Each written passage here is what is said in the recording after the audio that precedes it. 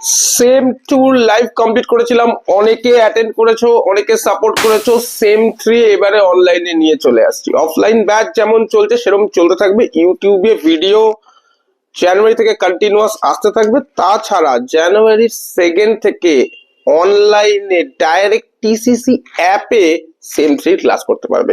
তার জন্য আগে জানতে হবে সেম থ্রির কি কি সিলেবাস স্ট্রাকচার আছে, তো সেম থ্রির কি কি সাবজেক্ট আছে, অ্যান্ড তার মার্কস প্যাটার্ন কি আছে। নাও যদি আমরা দেখি তাহলে সেম থ্রিতে যে দুটো মেইন সাবজেক্ট আমি কভার করবো, অ্যাকচুয়ালি আছে তোমাদের 4-5টা সাবজেক্ট। মেইন যে দুটো সাবজেক্ট আমি কভার করব, যেগুলো তোমাদের মেজর পেপার থাকবে, সেটা হচ্ছে একটা কস্ট অ্যাকাউন্টিং আর একটা হচ্ছে direct taxation. Now direct taxation is a new paper for CBSE student, ISC student, এদের জন্য অনেকের জন্য new paper. But West Bengal student যারা আছে, ওয়েস্ট বেঙ্গল বোর্ড থেকে 11-12 যারা পাস আউট করেছো, তারা আগে 11-12 ট্যাক্স কিছুটা পড়েছো। তো আইএসসি সিবিএসই স্টুডেন্টদের জন্য একটা ফ্রেশ নিউ সাবজেক্ট স্টার্ট হবে। কস্ট অ্যাকাউন্টিং সেমিস্টার 2 তে পড়েছো অলরেডি, সেমিস্টার 3 তে একটু advance level of cost accounting আমরা শিখবো। তার মার্কস ডিস্ট্রিবিউশন কি আছে সেটা আমরা পরপর দেখবো অ্যান্ড রেডি হবো। এক্সপেক্ট করো মোটামুটি পরীক্ষা হবে এন্ড অফ মার্চে, বাট যদি ইলেকশন চলে আসে তাহলে কিন্তু এটা এক্সটেন্ড হতে পারে, বাট আমরা টার্গেট রাখবো মার্চের এন্ডে। নাও আমি একটু সিলেবাসটা পরপর ডিসকাস করছি। That is same three cost accounting 2, total marks 75, and তার মধ্যে কি কি জিনিস আছে এটা হচ্ছে আমাদের সিলেবাস। তো এখানে তোমরা দেখতে পাচ্ছ কস্ট বুক কিপিং। এখানে কি আমরা রিকনসিলেশন শিখি। রিকনসিলেশন মানে সাপোজ আমি কস্ট হিসেবে একটা অ্যাকাউন্টিং করলাম অ্যান্ড ফাইন্যান্সিয়াল অ্যাকাউন্টিং করলাম, না কস্ট অ্যাকাউন্টিং থেকে একটা প্রফিট বেরোয়, অ্যান্ড সেই প্রফিটটা তোমরা সেম টুতে কস্ট শিটে শিখেছিলে। অ্যান্ড ফাইন্যান্সিয়াল অ্যাকাউন্টিং থেকে একটা নেট প্রফিট বেরোয়, এটা তোমরা সেম 1-এ শিখেছিলে। তো হিসাব মতন দুটো প্রফিট সেম হওয়া উচিত না, এই দুটো প্রফিট সেম হয় না। কেন সেম হয় না, এটাকে কিভাবে রিকনসাইল করব, জাস্ট লাইক আমরা ব্যাংক রিকনসিলেশন স্টেটমেন্ট বার করি, সেরকম কস্ট বুক রিকনসিলেশন স্টেটমেন্ট কিন্তু এখানে আমরা বার করবো। That is called cost book reconciliation. Okay, তারপরে যে চ্যাপ্টারটা চলে আসে সেটা হচ্ছে activity based costing. Now activity based costing হচ্ছে ট্র্যাডিশনাল কস্টিং মেথড আছে, অ্যান্ড ট্র্যাডিশনাল কস্টিং মেথড থেকে ইমপ্রুভ ভার্সন হচ্ছে অ্যাক্টিভিটি বেসড কস্টিং। অ্যাক্টিভিটি বলতে মেশিন কতক্ষণ চলেছে, লেবার কত ঘন্টা কাজ করেছে, সেই ওয়াইজ আমরা কস্টটাকে ডিটারমাইন করব। মানে পার আওয়ার লেবার ওয়ার্কের রেসপেক্টে আমরা কস্ট ডিটারমাইন করব। পার আওয়ার মেশিন চলেছে তার রেসপেক্টে আমরা কস্টটা ফাইন্ড আউট করব। কস্টটা কিন্তু total cost that consist of direct cost, indirect cost, indirect কস্টের একটা নাম ওভারহেড। তো সেই টোটাল যে কস্টটা হচ্ছে এটা according to the terms of machine hour, according to the terms of labour hour আমরা ফাইন্ড আউট করবো। That is your activity based costing. এরপরে আসছে কস্টিং মেথড 1। এখানে অ্যাকচুয়ালি তোমার 3টে চ্যাপ্টার আছে।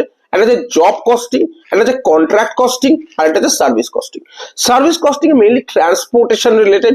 লাইক কারো যদি ট্রান্সপোর্ট বিজনেস থাকে, লাইক কারো ট্রাকের বিজনেস আছে, লরির বিজনেস আছে, বা নিজের ক্যাব আছে, ট্যাক্সি আছে, বা কেউ কমার্শিয়ালি কোনো গাড়ি ভাড়া খাটায়, তাহলে তাকে বার করতে হবে যে পার কিলোমিটারের জন্য তার কত টাকা চার্জ করা উচিত। তো এই পার কিলোমিটার কত টাকা চার্জ করা উচিত ডিপেন্ডস করবে তার টোটাল কস্টের উপরে, যার মধ্যে কিছুটা এলিমেন্ট ফিক্সড কস্ট আছে, ভেরিয়েবল কস্ট আছে, and per kilometre, per passenger, কখনো পার কিলোমিটার পার টন। যদি তোমার কমার্শিয়াল ভেহিকেল হয় যেটা গুডস নিয়ে ডিল করে, তখন পার কিলোমিটার পার টন হিসেবে আমরা ক্যালকুলেট করব কস্ট কত দাঁড়াচ্ছে। যদি সেটা প্যাসেঞ্জার ভেহিকেল হয় তাহলে পার কিলোমিটার পার প্যাসেঞ্জার আমরা ফাইন্ড আউট করব করে আমরা অ্যাকচুয়ালি ওয়ান সিঙ্গেল ইউনিট মানে 1 কিলোমিটার যাওয়ার জন্য কতটা আমার কস্ট লাগছে এন্ড কতটা প্রফিট লাগিয়ে কত টাকা চার্জ করতে হয় সেটা আমরা শিখি ট্রান্সপোর্টেশন কস্টিং এ। তাহলে তুমি যদি ফিউচারে ভাবছো যে ট্রাকের বিজনেস করবে, লরির ব্যবসা করবে, তাহলে কিন্তু এই চ্যাপ্টারটা কিন্তু খুব ইম্পর্টেন্ট। ওকে, এর উপরটা চলে আসে কন্ট্রাক্ট কস্টিং। এটা একটু মাফিয়া বিজনেস টাইপের, মানে রোড কন্ট্রাক্ট নিচ্ছ, ফ্লাইওভার বানাচ্ছ, ব্রিজ বানাচ্ছ, ড্যাম বানাচ্ছ, তো গভর্নমেন্টের প্রজেক্ট ধরছো কন্ট্রাক্টে। তো সেখানে তুমি কি করে অ্যাকাউন্টস মেনটেন করবে, সেখানে তুমি কিভাবে কতটা তুমি কস্ট কিভাবে শো করবে, সেখানে গভর্নমেন্ট তোমাকে কত টাকা ক্যাশ দিচ্ছে, তোমার কত টাকা প্রফিটে শো করা উচিত। So it's depend on contracts, road contracts, flyover বানানোর কন্ট্রাক্ট, ব্রিজ বানানোর contract, that is contract costing. তো যারা ভাবছো যে ফিউচার কন্ট্রাক্টরস হবে, ঠিক আছে, এটা একটা বিজনেস প্রফেশন, অনেকেই বিজনেস আসতে চায়, তো কন্ট্রাক্ট যদি হতে চাও তাহলে কিন্তু কন্ট্রাক্ট কস্টিং খুব কাজে লাগবে। তো শিখে রাখাও দরকার, হতেই পারে তুমি কোনো একটা বড় কন্ট্রাক্ট কোম্পানি যারা কন্ট্রাক্ট নেয় এরকম টাইপের কোনো কোম্পানিতে জবও করতে পারো। One of the biggest company যারা কন্ট্রাক্ট নেয় লার্স এন্ড টুব্রো, এল&টি। তো এল&টি কিন্তু একটা বড় কোম্পানি, অনেকে চায় ড্রিম জব করতে, এল&টিতে জব করতে চায়। তো in that case contract costing আমাদের বুঝতে হবে যে কন্ট্রাক্ট কস্টিং আমরা কি করে করি। জব কস্টিং, ব্যাচ কস্টিং খুব ছোট টপিক দুটো আসবে। জব মানে একটা পার্টিকুলার কাজ, সেটা করতে কত টাকা খরচা হচ্ছে, অ্যান্ড ব্যাচ মানে কিছু জিনিস আমরা ব্যাচে প্রোডাকশন করি, লাইক মেডিসিন, দেখবো ব্যাচ নাম্বার লেখা থাকে। সো আমরা আলটিমেটলি এই কস্টিং মেথড ওয়ানে কিন্তু তিনটে চ্যাপ্টার শিখছি। একটা যে service costing, that is transport related, যে প্যাসেঞ্জার ভেহিকেল হোক, কমার্শিয়াল গুডস ভেহিকেল হোক, তার কত টাকা কস্টিং হওয়া উচিত, কিভাবে তার কস্ট ক্যালকুলেট করা উচিত, সো দ্যাট তুমি পারফেক্ট প্রাইসটা চার্জ করতে পারো। ঠিক আছে, তো এই ট্রান্সপোর্ট কস্টিং কিন্তু উবেরের ক্ষেত্রে ইউজ হয়, এই ট্রান্সপোর্ট কস্টিং কিন্তু ওলার ক্ষেত্রে, র্যাপিডোর ক্ষেত্রে ইউজ হয়, এর কিন্তু রিয়েল লাইফ ইউজেস আছে। ঠিক আছে, তাছাড়া কন্ট্রাক্ট কস্টিং বললাম, যেটাতে আমরা রোড কন্ট্রাক্টস এর কস্টিং ক্যালকুলেট করব।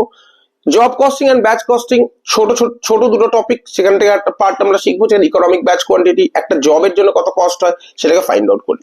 কস্ট মেথড 2, এটা পুরোপুরি একটাই বড় টপিক আছে, that is called process costing. There are something যেটা প্রোডাকশন হতে গেলে একটা প্রসেস থেকে আরেকটা প্রসেসে শিফট হয়, সেখানে কিছুটা কাজ আবার পরের প্রসেসে শিফট হয়, আরেকটু কিছু ডেভেলপ হয় প্রোডাক্টটা। তো একটা কমপ্লিট প্রোডাক্ট বানাতে গেলে process to process continuous change হতে হতে ফাইনাল প্রোডাক্ট ডেলিভার হয়, that is called process costing. এখানে আমরা প্রসেস কস্টিং শিখবো। এখানে নর্মাল লস, অ্যাবনর্মাল লসের ট্রিটমেন্ট আমরা শিখবো। এর মধ্যে লিফো ফিফোর কিছু এফেক্ট আছে, সেটা আমরা শিখবো, that comes under process costing. And finally comes joint product and by product, মানে আমি একটা কোনো জিনিস প্রোডাকশন করছি, তো জিনিসটা একটা সেম প্রোডাকশন সিস্টেম, দুটো জিনিস তৈরি হয়ে যাচ্ছে, that is called joint product. একই ভাবে করছি, আমার দুটো প্রোডাকশন হয়ে যাচ্ছে, that is called joint product. Similarly byproduct, আমি কোনো একটা পার্টিকুলার মেইন জিনিস বানানোর চেষ্টা করছি, বাট তার যে ওয়েস্টেজটা বেরোচ্ছে সেগুলোকেও আমি ফিউচারে বিক্রি করতে পারি, that is called byproduct, that is called joint product costing, byproduct costing. তোমাদের কোশ্চেন কিরকম আসবে সেটা আমি একটুখানি ডিসকাস করে দিই। তোমাদের কোশ্চেনে মার্কস স্কিমটা থাকবে হচ্ছে 5 মার্কসের কোশ্চেন থাকবে, 10 মার্কসের কোশ্চেন থাকবে, অ্যান্ড 15 মার্কসের কোশ্চেন থাকবে। এই যে 5 মার্কসের কোশ্চেনটা আজ থাকবে না, এর মধ্যে এক্সপেক্ট করো কিছু থিওরি থাকবে, তাছাড়া job costing, batch costing, ABC costing মানে অ্যাক্টিভিটি বেস কস্টিং, আর তার সাথে হচ্ছে তোমার থাকবে হচ্ছে এবিসি কস্টিং, আর থাকবে হচ্ছে থিওরি থাকবে কিছু, জব কস্টিং থাকবে, ব্যাচ কস্টিং থাকবে, এবিসি থাকবে, আর থাকবে হচ্ছে joint product and byproduct. এইখান থেকে তোমরা কোশ্চেন এক্সপেক্ট করতে পারো ফর 5 মার্কস। 10 মার্কসের ক্ষেত্রে তোমরা এক্সপেক্ট করবে মেইনলি ট্রান্সপোর্ট কস্টিং এক্সপেক্ট করতে পারো, বা যেটাকে আমরা সার্ভিস কস্টিং বলছি এখানে, সেটা এক্সপেক্ট করতে পারো। কন্ট্রাক্ট কস্টিং এক্সপেক্ট করতে পারো, ঠিক আছে। আচ্ছা, আর তাছাড়া এখান থেকে 15 মার্কসে এক্সপেক্ট করতে পারো হচ্ছে কস্ট বুক রিকনসিলিয়েশন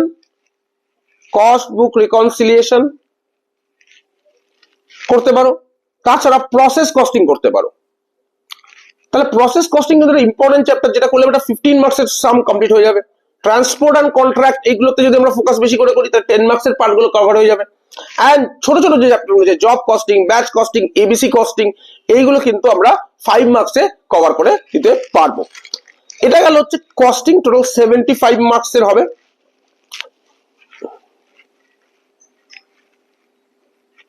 সবই 3টে করে কোশ্চেন করতে হবে 5 মার্কসের, এটার 3টে কোশ্চেন আসবে, এটারও 3টে কোশ্চেন অ্যাটেম্প করতে হবে, এটারও 3টে কোশ্চেনই অ্যাটেম্প করতে হবে। এটা মানে 2টো কোশ্চেন অ্যাটেম্প করতে হবে, সরি, এটা আমাদের 2টো কোশ্চেন অ্যাটেম্প করতে হবে। সো 15 2 30, 10 3 30, 60 and 15 75, তো here comes the full mark 75। তাহলে কস্ট বুক রিকনসিলিয়েশন প্রসেস কস্টিং থেকে 15 মার্কসের কোশ্চেন, 2টো করতে হবে, মেবি 3টে দেবে, তো সেখানে 30 পেয়ে গেলে। ট্রান্সপোর্ট কন্ট্রাক্ট 10 মার্কসের কোশ্চেন, সেখান থেকে আমাদেরকে 3টে করতে হবে। অ্যান্ড ফাইনালি এখান থেকে এখানেও কিন্তু টু সাম এক্সটেন্ট এবিসি আসতে পারে, এখানেও কিন্তু এবিসি আসতে পারে, 10 মার্কসেও এবিসি আসতে পারে। আমি মোটামুটি একটা রাফ আইডিয়া দিলাম, এখন পর্যন্ত একবারই এক্সাম হয়েছে, সো কোশ্চেন প্যাটার্ন চেঞ্জও হতে পারে, but to get an idea ধরে নিতে হবে যে এইভাবে এটা চলতে পারে। নেক্সট আমরা এবার পরের যে সাবজেক্টটা যেটা আমি ক্লাস করাবো কন্টিনিউয়াসলি, সেটা হচ্ছে ডাইরেক্ট ট্যাক্সেশন।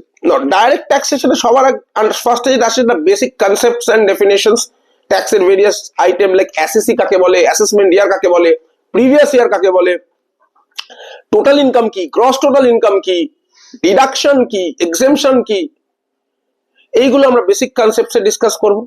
তাছাড়া সেখানে রেসিডেন্সিয়াল স্ট্যাটাস চলে আসে, রেসিডেন্সিয়াল স্ট্যাটাসের উপর ডিপেন্ড করে ইনসিডেন্স অফ ট্যাক্স। সো অনেক রকম রেসিডেন্ট হতে পারে, রেসিডেন্ট অ্যান্ড অর্ডিনারি রেসিডেন্ট হতে পারে, resident but not ordinary resident হতে পারে, অ্যান্ড নন রেসিডেন্ট হতে পারে। সবার আলাদা আলাদা nature of incidence of tax. তো সেখান থেকে হাউ টু ডিটারমাইন যে লোকটা রেসিডেন্ট নাকি রেসিডেন্ট অ্যান্ড অর্ডিনারি রেসিডেন্ট নাকি নন রেসিডেন্ট, তার কি ক্রাইটেরিয়াস আছে সেগুলো আমরা শিখবো। That comes totally in the theory part.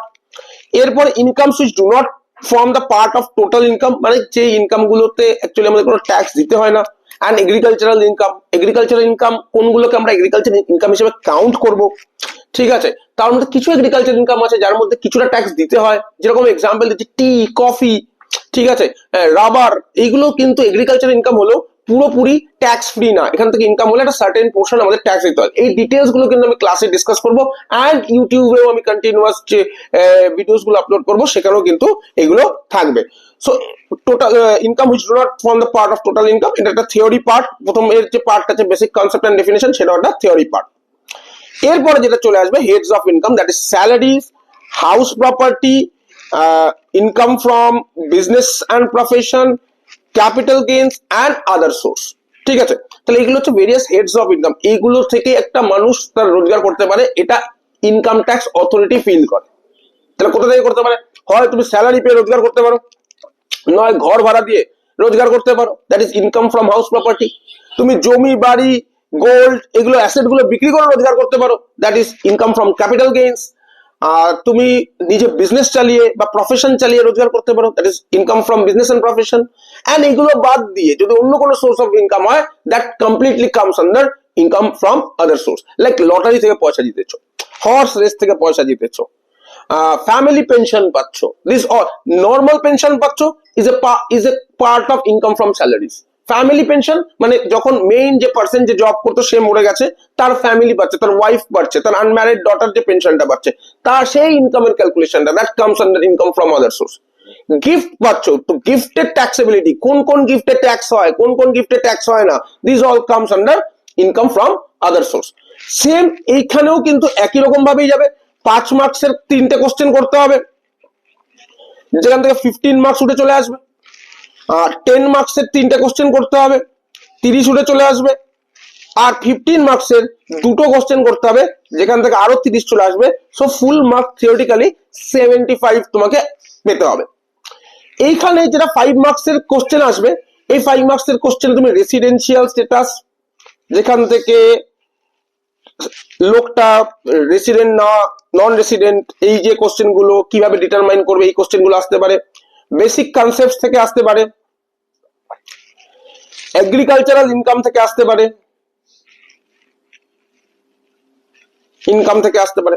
আচ্ছা, আমি আরেকটা মনে টপিক মিস করে গেলাম, সেটা তোমাদের ক্যাপিটাল গেইনস। ক্যাপিটাল গেইন আমি তোমাকে বললাম যে জমি বাড়ি বিক্রি করে যে ইনকাম গুলো হয়, গোল্ড বিক্রি করে যেগুলো হয়, মানে অ্যাসেট ট্রান্সফার করে যে আমরা প্রফিট করি, যে ইনকামটা করি, তার ট্যাক্স ক্যালকুলেশন কি হয়। সেটা একটা শর্ট টার্ম ক্যাপিটাল গেইন হয়, একটা লং টার্ম ক্যাপিটাল গেইন হয়।